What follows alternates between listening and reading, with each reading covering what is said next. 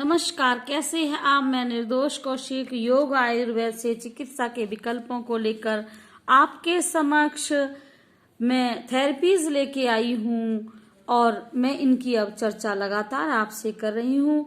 तो यह है उसका तीसरा प्रकल्प या तीसरा भाग फिजियोथेरेपी का। तो ये होती है क्रायोथेरेपी।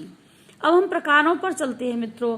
तो इसके 6 प्रकार बताए हैं: ice massage, ice packs, ice क्रायोकैप्स, आइस इमर्सन, क्रोमोशियल जेल, मूव या आयोडेक्स आदि लगा देते हैं। और छठा है स्प्रे, वेपोकुलेट करना। अब आइस पैक्स कैसे लगाए जाते हैं, इसकी विधि बताते हैं हम आपको। मित्रों, ये जानकारी आपके बहुत ही काम आएगी और आपको अच्छी लगे तो मुझको लाइक और सब्सक्राइब अवश्य करना।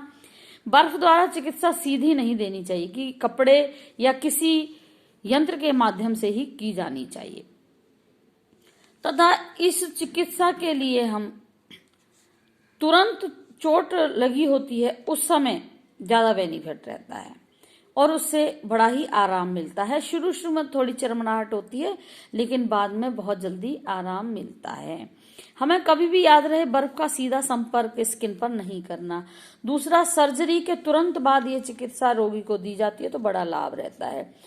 तीसरा है, जोड़ों को फ्लेक्सिबल बनाती है ये चिकित्सा।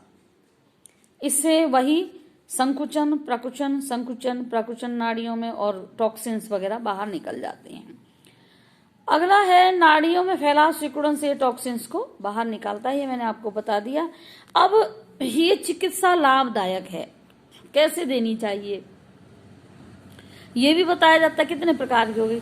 लेकिन सावधानी क्या रखनी चाहिए इसके लिए, तो जो हार्ट का पेशेंट है उसको हम ये चिकित्सा नहीं दे सकते क्योंकि उस जगह ठंडक होती है। बहुत ज्यादा ठंडक बढ़ने से खून रुक जाता है और उसकी गति में अवरुद्ध होता है, तो हार्ट पेशेंट के लिए बिल्कुल लाभदायक नहीं है।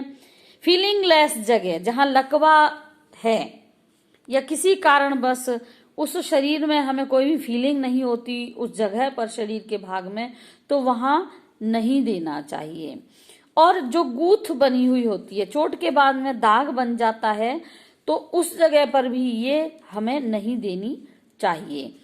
अगला है कि जो कैंसर का रोगी है हम उसको भी नहीं दे सकते क्योंकि वो गांठें होती हैं। अब उसमें टॉक्सिन निकलेंगे तो नहीं, लेकिन जब वो प्राकुचन होगा तो वो कैंसर की जो बैक्टीरिया हैं वो फैल के शरीर में जल्दी फैल जाएंगे।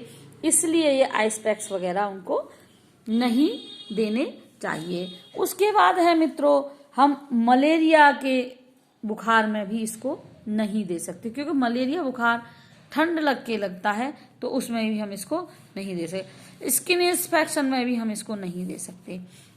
तो इसे कपड़े या किसी अन्य साधन के द्वारा दें, ये बात एक बार फिर ध्यान करा दूं, इसको सीधा ना दें। तो ये है आपकी क्रायोथेरेपी के प्रकार।